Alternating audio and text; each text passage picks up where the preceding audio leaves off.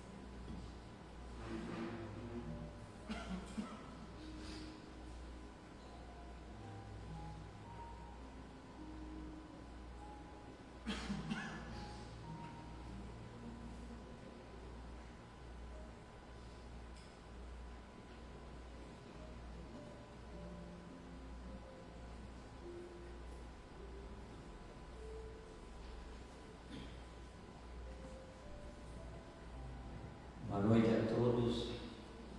É um prazer recebê-lo, todos vós encarnados e os nossos irmãos desencarnados também. Sintam-se bem na paz do nosso Jesus, querido e amado, tá? É uma grande satisfação recebê-los. E sintam-se bem aqueles também que estão vindo pela primeira vez na nossa casa. Jesus abençoe a ti e a todos aqui presentes. Convido todos vós para que possamos fazer uma oração, uma prece de abertura da noite de hoje. Agradecemos ao Pai de amor e bondade por este momento de reflexão, de união e de amor. E que a paz do nosso Mestre Jesus esteja com todos vós.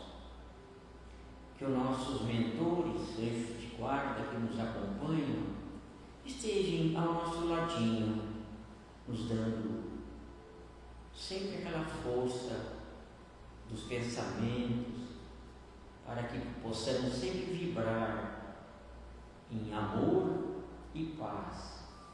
Que possamos também sempre perdoar o irmão de caminhada, que quem não precisa, quem não erra, isso é uma obrigação da gente, em amar, servir e perdoar. Agradecemos a nossa Mãe Maria de Nazaré e ao nosso mentor por essa oportunidade nesta noite. Muito obrigado, Senhor. Obrigado pelo dom da vida, o dom de estar vivo, de estar aqui presente no momento. Que sejamos sempre agraciados, abraçados pelo mundo espiritual, sempre em nome de nosso Senhor Jesus.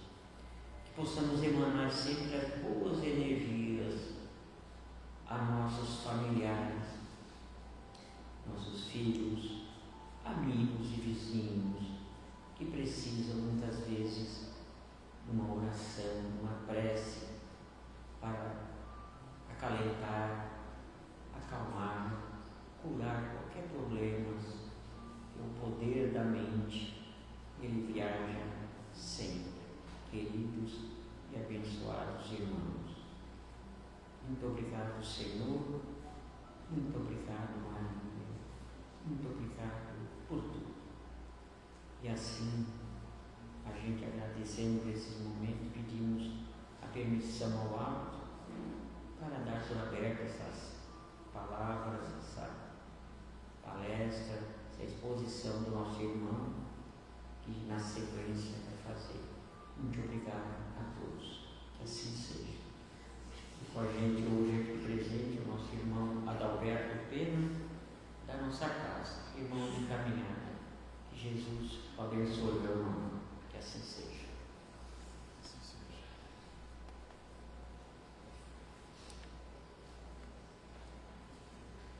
Boa noite a todos, irmãos e irmãs, dos dois planos da vida.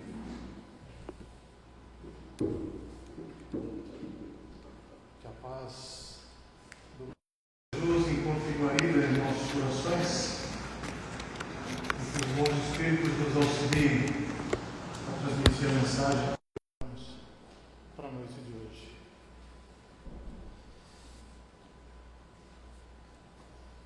Era uma vez um menino muito pobre,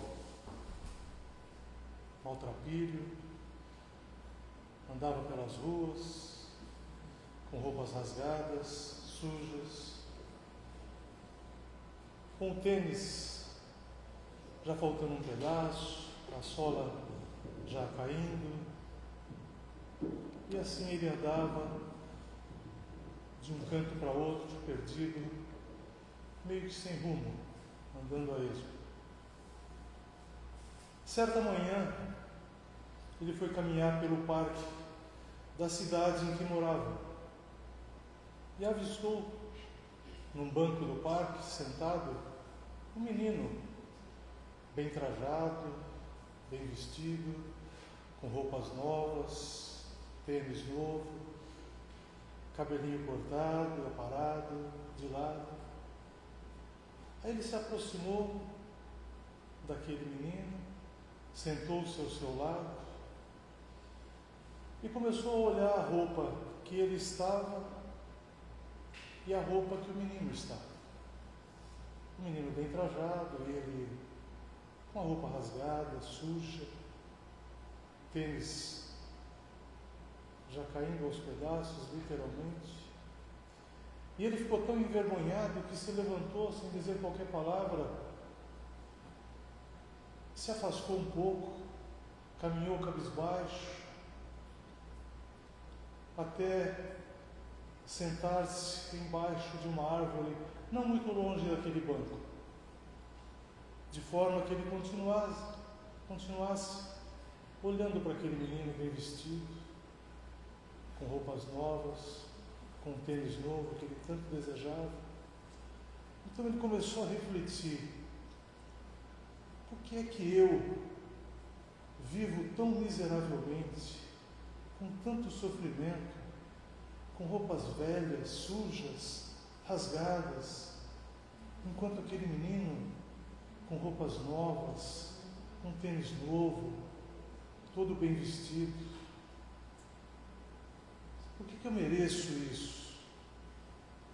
E ele ficou pensando, raciocinando, fechou os olhos com força e começou a pensar, a orar, a pedir, falou: eu quero ser aquele menino, eu quero ser aquele menino, eu quero ser aquele menino. E como por um passe de mágica, ele se viu sentado naquele banco, com as roupas daquele menino, com as roupas novas, com o tênis novo, com o cabelinho bem cortado. Olhou para baixo, viu o tênis novo que ele tanto queria, mas mal se deu conta da felicidade que ele estava, e ele não percebeu que se aproximava dele uma senhorinha que era a sua cuidadora, que se aproximava com uma cadeira de rodas para levá-lo para casa. Ele era paralítico. Enquanto isso, aquele outro menino bem vestido, outrora, que havia trocado de corpo com ele, estava maltrajado, maltrapilho, com um tênis velho, mas corria pelo campo, pulando, brincando, subindo e descendo das árvores. Muitas das vezes, por motivos diversos, nós nos envergonhamos de nós mesmos. Às vezes dos nossos pais, dos nossos irmãos, do que somos ou até mesmo do que temos. Às vezes do nosso trabalho, do nosso corpo, de como a gente é. E muitas das vezes, por essas questões, a gente procura viver um mundo de ilusões. Hoje mais do que nunca, com as redes sociais, onde todo mundo é bonito, todo mundo é feliz. Então por vezes a gente se sente com vontade até mesmo de trocar de vida com aquela pessoa ou com aquelas pessoas com as quais a gente convive na rede social. E questionamos por que é que nós somos tão infelizes e sofremos tanto quanto há tantas pessoas felizes. Muitas das vezes são pessoas que não entregam nada de valor ético ou moral, mas que, no entanto, têm milhões de seguidores. São os blogueiros, os influencers, alguns jogadores de futebol, alguns cantores, atores, pessoas diversas, que não entregam, no fundo, não teria nenhum motivo aparente para que tivessem tantos seguidores, alguns com mais de 200, 300, 500 milhões de pessoas. Qualquer show ou espetáculo público hoje, como um jogo de futebol, um clássico, um Tubarão e Ercílio Luz, quem sabe?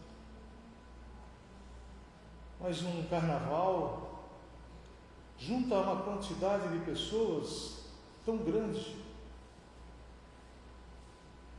que nos faz lembrar até mesmo o que acontecia nos circos romanos, naquelas arenas, onde as pessoas se reuniam para ver as coisas mais bizarras, mais grotescas, vários tipos de atrocidades e sem nenhum apelo moral, ético ou espiritual. Então, por que será que muitas das vezes a gente se envergonha de nós mesmos ou da nossa família? Enquanto alguns espetáculos públicos desses, dos quais nós citamos, juntam tantas pessoas, numa casa espírita como essa, às vezes a gente se esforça para juntar 50, quiçá 100 pessoas, mas não nos preocupemos com isso. Como está descrito em Mateus capítulo 22, versículo 14, muitos serão chamados e poucos os escolhidos.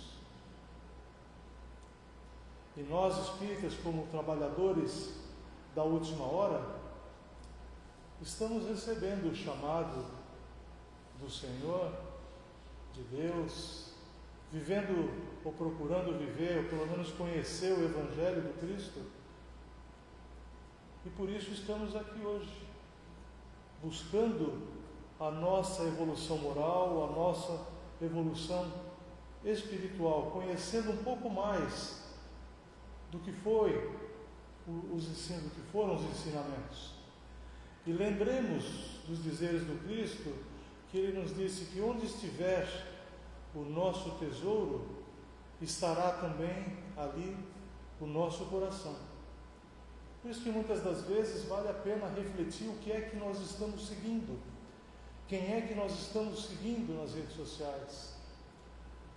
Nós temos, por exemplo, na página do centro, do Instagram ou do próprio YouTube, pouquíssimas são as pessoas que seguem, ou se seguem, não curtem as palestras ou as mensagens que ali são colocadas, mas muitas das vezes é seguidor de várias outras páginas ou de outras pessoas que talvez não entreguem aquilo que a nossa casa, assim como a maioria das casas espíritas e até de outros templos espiritualistas também entregam.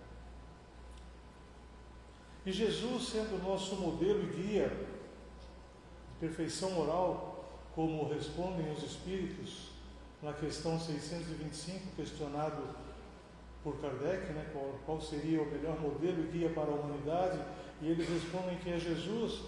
Então Jesus nos deixou diversos ensinamentos, e Ele, como sendo o governador do planeta Terra, vindo encarnado há pouco mais de 2000 anos, que poderia, pela sua condição de elevação moral e espiritual, ele poderia ter vindo como o rei de Roma, o imperador,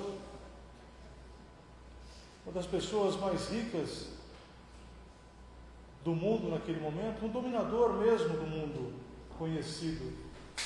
Mas ele preferiu vir como o filho de um carpinteiro e de uma dona de casa,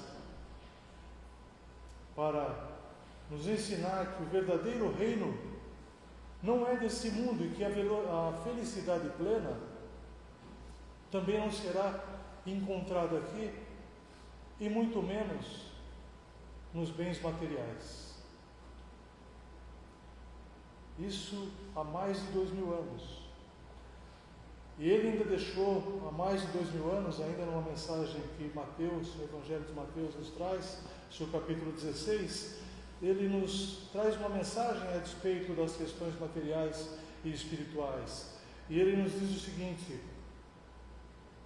ainda dentro do Sermão do Monte, Não ajunteis tesouro na terra, onde a traça e a ferrugem a tudo consomem, e onde os ladrões minam e roubam. Mas ajuntai tesouros no céu, onde nem a traça nem a ferrugem consomem, e onde os ladrões não minam e nem roubam. Porque onde estiver o vosso tesouro, ali estará também o vosso coração. Se há mais de 2000 anos Jesus já nos trouxe essa mensagem, já nos deu tanto exemplo, veio dentro de uma simplicidade, só pregou o amor, a humildade. Por que será então que a nós ainda importa tanto a classe social a que pertencemos, o nosso saldo bancário, quanto a gente tem na conta corrente? Será que as nossas atitudes ainda estão hoje revelando que nós nos importamos mais com a nossa vida material ou com a nossa vida espiritual? O que é que nós estamos fazendo no nosso dia a dia? Ainda estamos no mês de fevereiro, ao final desses 2 meses passados? Como é que estão os nossos planejamentos para esse ano em relação à nossa espiritualidade? Ou só nos preocupamos em fazer planejamento sobre a materialidade, sobre as coisas mundanas? O que é que estamos buscando verdadeiramente? Sem nenhuma hipocrisia ou apologia à pobreza, porque já tivemos a oportunidade de dizer isso aqui outras vezes, o cristianismo, Cristo, ele não pregou em nenhum momento a pobreza. A humildade não tem a ver necessariamente com pobreza ou com a riqueza. Então é natural que nós precisemos das coisas materiais, pois nós vivemos ainda no mundo de provas e expiações, todos materializados. Nós precisamos da matéria para sobreviver. A questão de ser rico ou pobre é uma condição momentânea do estágio onde nós estamos. Porque a riqueza e a pobreza, como já vimos, principalmente para quem estuda, faz parte das provas e expiações, que uma hora tu pode vir com a condição da pobreza ou da abastança, financeiramente falando. Então não é isso que classifica ou qualifica a questão da humildade ou do orgulho propriamente. Mas lembremos sempre que onde está o nosso tesouro está também o nosso coração. E o que é que nós estamos fazendo? Onde é que nós estamos colocando o nosso coração? Qual é o tesouro que nós estamos procurando?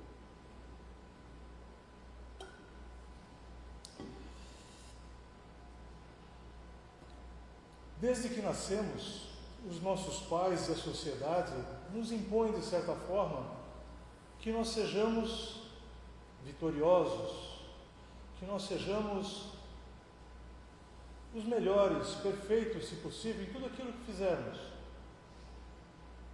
E isso é muito bom, porque nos tira da zona de conforto, da acomodação, que tanto vemos hoje naqueles adolescentes que vão ali dos 15 aos 39 anos, mais ou menos. Muitos estão acomodados ainda na saia da mãe ou na barra da calça dos pais, sem trabalho, são os neném, né? Nem estudam, nem trabalham. E não falo como crítica, é uma condição da realidade da sociedade que nós vivemos hoje. Então isso é bom, trabalhar é muito bom, buscar ser o melhor no que se faz é maravilhoso, não há nenhum crime nesse aspecto. Contudo, o lado negativo dessa história é quando nós buscamos ser os melhores ou buscar todas as coisas que a gente faz, buscando apenas os ganhos materiais, buscando a materialidade, progredirmos na materialidade e não na espiritualidade. Então, se nós dedicássemos um pouco do tempo que nós dedicamos ao crescimento material, que é necessário, também à espiritualidade, talvez não viéssemos somente uma vez por semana, durante 1 hora, no centro espírita, ou talvez pegássemos um pouco um dos 5 livros do Pentateuco para estudar um pouco, ou algumas das obras complementares. Mas como nós fomos doutrinados a trabalhar bastante, porque nós temos que ter sucesso, e o sucesso, como se diz na visão terrena, é ter muito dinheiro para comprar o que se pode comprar, tudo o que se quiser comprar. Então essa é uma pessoa bem-sucedida. Então nós buscamos estudar bastante para trabalhar, para ter uma profissão, quizá ser um médico, um engenheiro, um advogado, ou alguma outra profissão que nos permita ter uma remuneração bastante boa, que também não tem nenhum problema em relação a isso. A questão é o objetivo pelo qual fazemos o que fazemos. O que é que nós buscamos? Se for só materialidade, não está correto. Porque quanto mais dinheiro ganharmos, mais necessidades materiais nós vamos tendo, se for esse o material. De novo, não existe nenhum problema em trabalhar bastante para se ganhar bastante dinheiro. Ninguém faz nenhuma apologia em relação à pobreza. Até porque dentro das leis morais, na lei do progresso e na lei do trabalho, há necessidade de que trabalhemos. A ambição ela é importante para que não estagnemos, mas a questão é sair da ambição para a ganância. E a linha é muito tênue. Muitas das vezes a gente vira uma pessoa gananciosa. E com essas imposições da sociedade, muitas das vezes dos nossos pais, nós tendemos a nos tornar, quando temos o sucesso, pessoas orgulhosas, arrogantes, prepotentes, envaidecidas e extremamente orgulhosas. Por outro lado, quando não conseguimos obter o sucesso pleiteado, o sucesso objetivado pelos nossos pais, que a sociedade esperava de nós, que nós mesmos esperávamos de nós, aí vem o sofrimento, o sentimento de humilhação, de subjugação, de derrotado, e isso muitas vezes nos leva ao desespero, de tal monta que em algumas situações pode levar algumas pessoas ao suicídio por não suportarem o pseudo-fracasso, como temos visto constantemente acontecendo em países como o Japão e a Coreia do Sul, onde a competitividade é extrema. E quando não se tem um sucesso, eles são, muitas das vezes, levados por uma fraqueza moral e pelo desconhecimento do que é a vida após a vida terrena, levando ao suicídio. Porque durante a nossa vida, muito poucas pessoas perguntam se nós somos ou estamos felizes, ou o que é que nós precisamos para sermos felizes. Dessa forma, nós crescemos como adultos orgulhosos, vaidosos e soberbos, e na contrapartida, sem nenhum grau de humildade. No capítulo 7 do Evangelho segundo o Espiritismo, onde trata das bem-aventuranças ainda, bem-aventurados os pobres de espírito,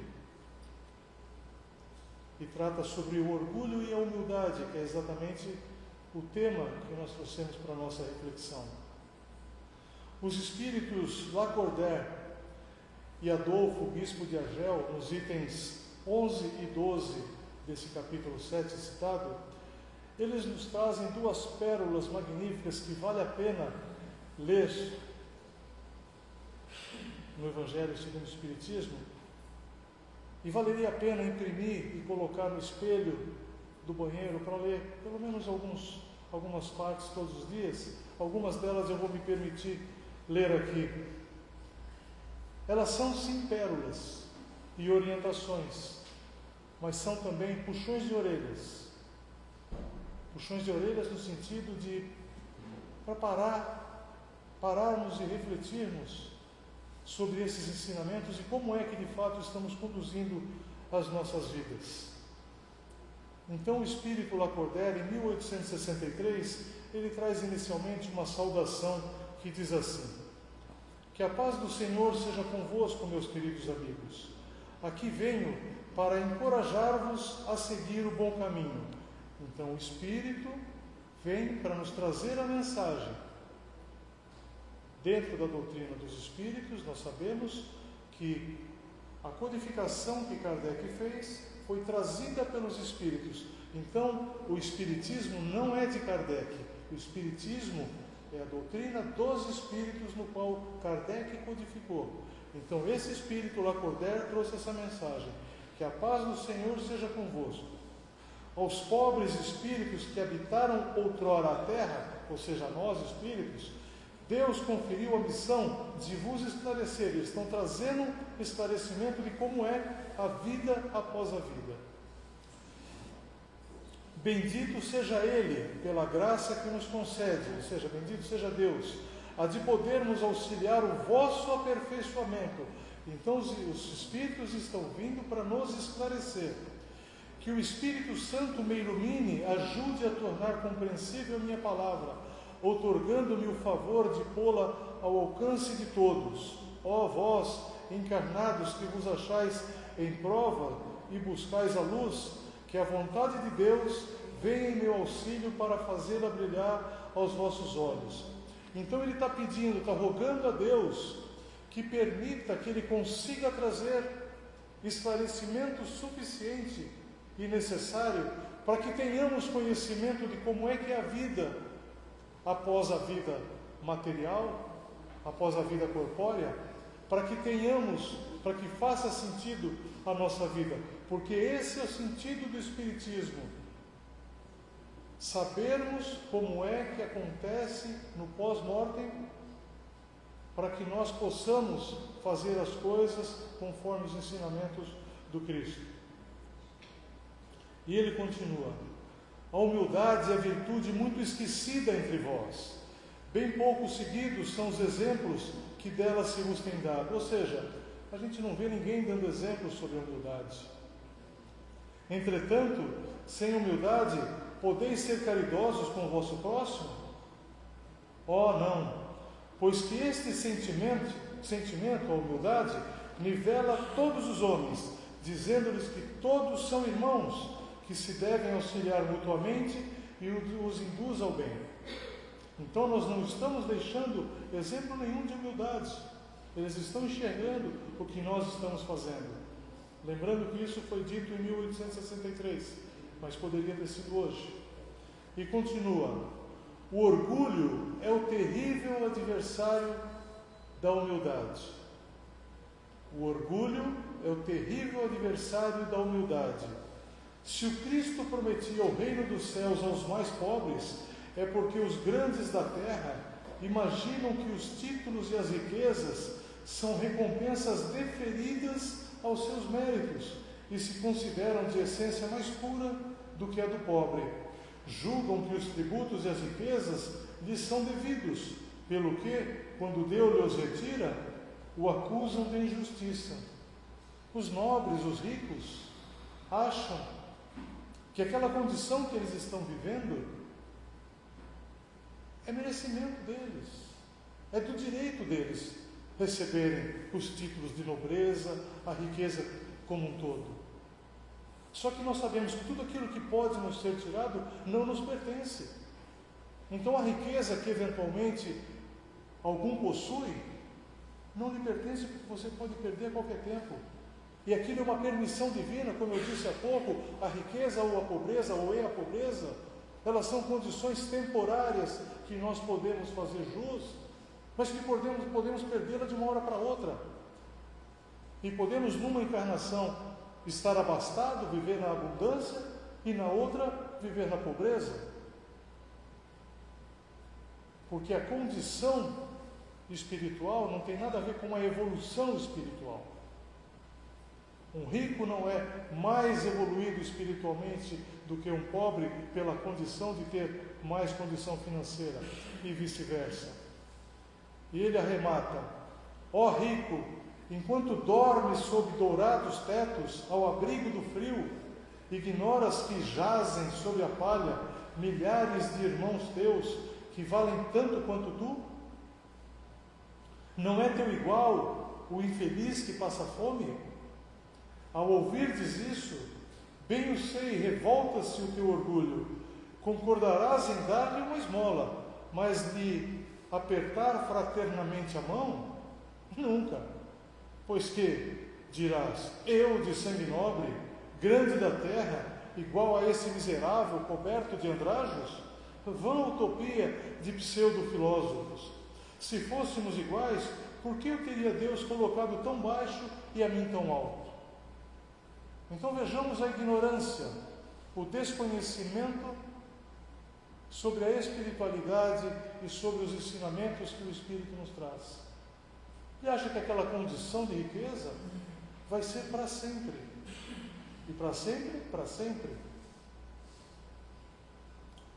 E continua: orgulhosos, que éreis antes de serdes nobres e poderosos, talvez estivesseis abaixo do último dos vossos criados. Curvai, portanto, as vossas frontes altaneiras, que Deus pode fazer se abaixem justo no momento em que mais as elevardes. Aquele que se elevar será rebaixado, e aquele que se rebaixa será exaltado. Na balança divina são iguais todos os homens, somente as virtudes os distinguem aos olhos de Deus. São da mesma essência todos os espíritos, e formados de igual massa todos os corpos.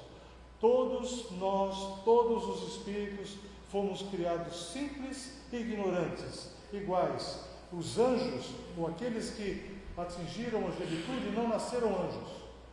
Eles nasceram como nós. E se desenvolveram moralmente, intelectualmente e espiritualmente. Em nada os modificam os vossos títulos e os vossos nomes. Eles permanecerão no túmulo e de modo nenhum contribuirão para que gozeis da ventura dos eleitos. Estes, eleitos, na caridade e na humildade, é que têm seus títulos de nobreza. Então não adianta você ser rico na terra, achar que no reino de Deus, no mundo espiritual, que é o verdadeiro mundo, que nós estamos estagiando aqui para aprendermos e quando retornarmos estarmos melhores do que aqui, que lá vamos chegar com os bolsos abonados, com as joias, com os títulos, com o nome, com os cargos. Nós sabemos que não. E aqui ele faz uma menção direta a uma pessoa, não propriamente a uma pessoa, mas às pessoas que, vendo como vivem outras pessoas, como nós citamos na historieta contada há pouco, gostariam de viver a vida de outra pessoa, sem saber de fato como é que vive aquela pessoa. Então, às vezes a gente enxerga nas redes sociais, na televisão, nos meios diversos, falar, eu queria ser aquela pessoa. Cuidado com o que deseja, que tu pode receber, como aquele menino. Então ele traz o seguinte mensagem, e é bem importante. E tu, donzela, pobre criança lançada ao trabalho, às privações, por que esses tristes pensamentos? Por que choras? Dirige a Deus, piedoso, o sereno, o teu olhar. Ele dá alimento aos passarinhos. Tem-lhe confiança. Ele não te abandonará. O ruído das festas, dos prazeres do mundo, faz bater-te o coração. Também desejaras adornar de flores os teus cabelos e misturar-te com os venturosos da terra. Dizes de ti para contigo, como essas mulheres que vês passar, despreocupadas e risonhas, também poderia ser rica. Cala-te, criança, se soubesses quantas lágrimas e dores inomináveis se ocultam sob esses vestidos recamados, quantos soluços são abafados pelos sons dessa orquestra rumorosa, preferias o teu humilde retiro e a tua pobreza. Conserva-te pura aos olhos de Deus, se não queres que o teu anjo guardião para o seu seio volte, cobrindo o semblante com as suas asas brancas e deixando-te com os teus remorsos, sem guia, sem amparo, neste mundo onde ficarias perdido, e a aguardar a promissão no outro. Então, muito cuidado, às vezes a gente olha pessoas por aí, bem vestidas, bonitas, travestidas de uma máscara, de uma aparência, e a gente passa a desejar a vida daquela pessoa, a seguir aquela pessoa, achando que aquilo é o seu ideal, sem saber de fato o que passa no coração de cada um, na vida de cada um. Quantos artistas famosos sucumbiram à drogadição e a várias outras coisas e eram totalmente infelizes, depressivos, mas aparentemente eram pessoas de sucesso. Sim, sucesso material, mas com uma vida espiritual totalmente perdida. E aí ele coloca agora em tom de lamentação, lembrando, estamos falando do Espírito Cordeiro. Meu Deus, será preciso que o Cristo volte segunda vez à terra para ensinar aos homens as tuas leis que eles esqueceram? Terá que de novo expulsar do templo os vendedores que conspurcam, que sujam a tua casa? Casa que é unicamente de oração? E quem sabe, ó homens, se o não renegaríeis outrora, como outrora, caso Deus vos concedesse essa graça?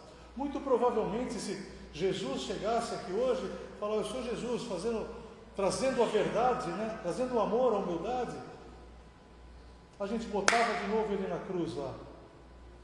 Como ele comenta aqui, chamar-lhe-eis blasfemador, porque abateria o orgulho dos modernos fariseus. E quem são os modernos fariseus? Aqueles que falam, mas não fazem. No meio político, nem se fala. É bem possível que o fizesseis perlustrar ou percorrer novamente o caminho do Gólgota. Então, novamente, se Jesus voltasse para a terra, muito provavelmente nós, como fizemos anteriormente, botaríamos ele numa cruz novamente. Daríamos chicotada, botaria a coroa de espinho nele, carrega a tua cruz e de novo. E ele encerra: despertai, meus irmãos, meus amigos, que a voz dos Espíritos ecoe nos vossos corações. Que a voz dos Espíritos ecoe nos vossos corações.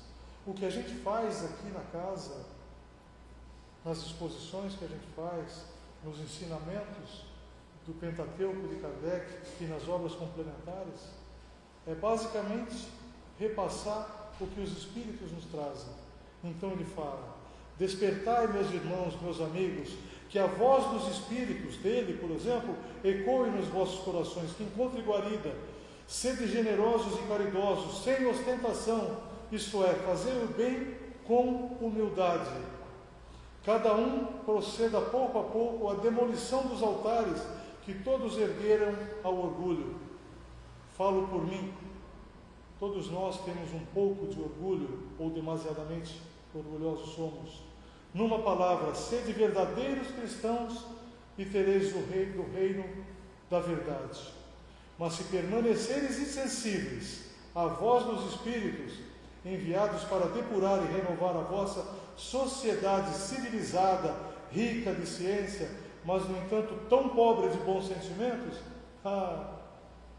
então não vos restará senão chorar e gemer pela vossa sorte. Mas ele deixa uma última mensagem positiva. Mas não, assim não será. Tenho certeza que vocês não farão isso. Voltai para Deus, vosso Pai, e todos nós que houvermos contribuído para o cumprimento da sua vontade, entoaremos o cântico de ação de graças, agradecendo-lhe a inesgotável bondade e glorificando por todos os séculos, por séculos dos séculos. Então, meus irmãos, o Espírito Lacordaire nos traz uma mensagem lindíssima, que eu recomendo seja lida, está no capítulo 7, no item 11 e 12, que tem também o Bispo de Argel. Mas eu entendo que muitos de vocês talvez nunca tenham tido a oportunidade de participar de um trabalho mediúnico, de verem um processo de incorporação. Então tem que crer sem ver. E muitos querem ser como São Tomé, como Jesus teve que mostrar os furos na mão, quando após ressuscitado apareceu para ele e Tomé não acreditava. Mas olha Tomé aqui, teve que ver o furo e a marca da lança no pulmão de Jesus para acreditar. Então fica difícil para vocês entenderem, mas eu trago um testemunho de uma rainha de França, que consta no capítulo 2 do Evangelho segundo o Espiritismo, no seu item 8º. Ela dá um testemunho de como é que foi a vida dela quando chegou no mundo espiritual. Ela era uma rainha.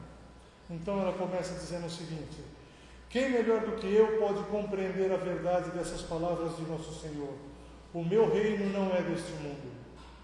O orgulho me perdeu na terra, Quem, pois, compreenderia que os reinos da terra não têm nenhum valor, se eu não compreendia?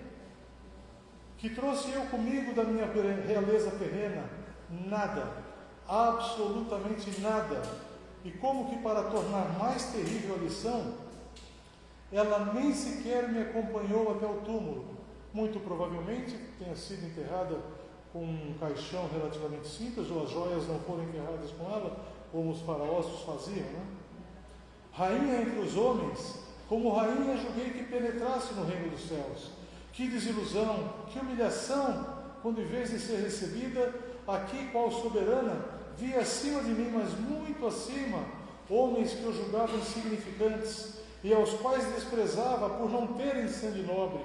Oh, como então compreendi a esterilidade das honras e grandezas que com tanta avidez se requestam, se desejam na terra. Para se granjear um lugar nesse reino, são necessários a abnegação, a humildade, a caridade em toda a sua celeste prática, a benevolência para com todos.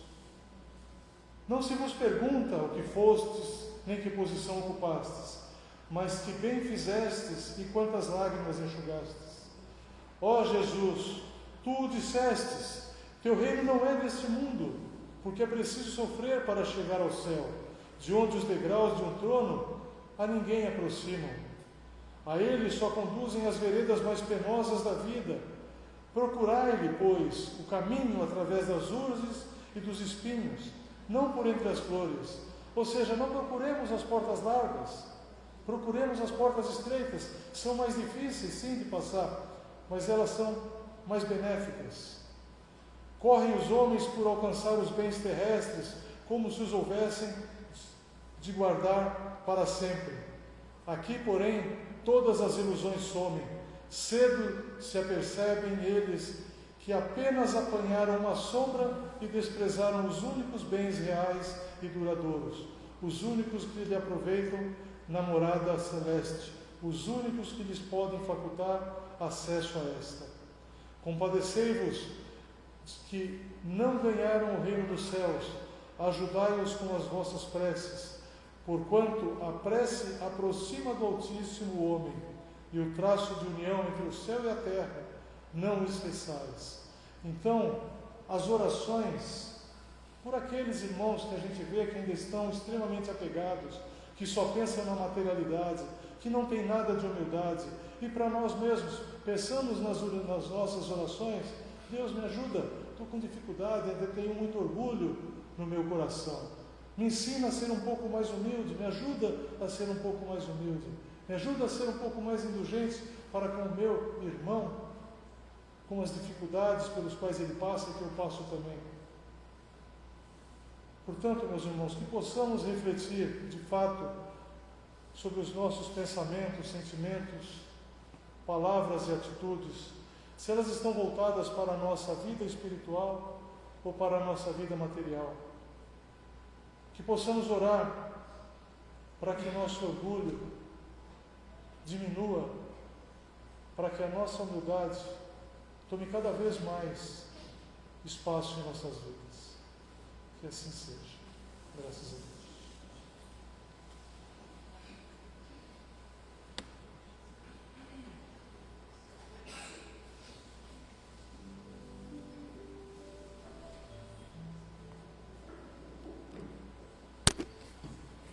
Nossa gratidão ao irmão por essas palavras, por essa exposição.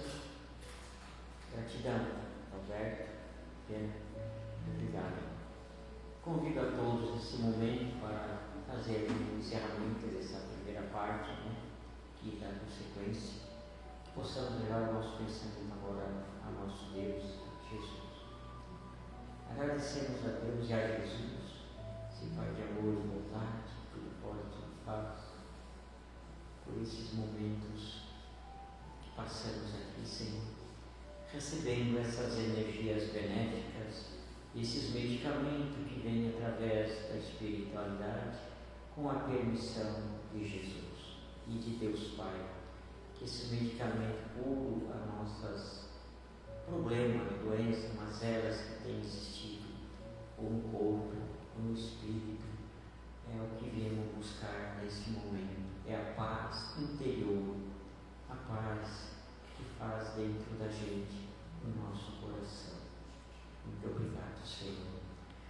Pai nosso que estais no céu, santificado seja o vosso nome.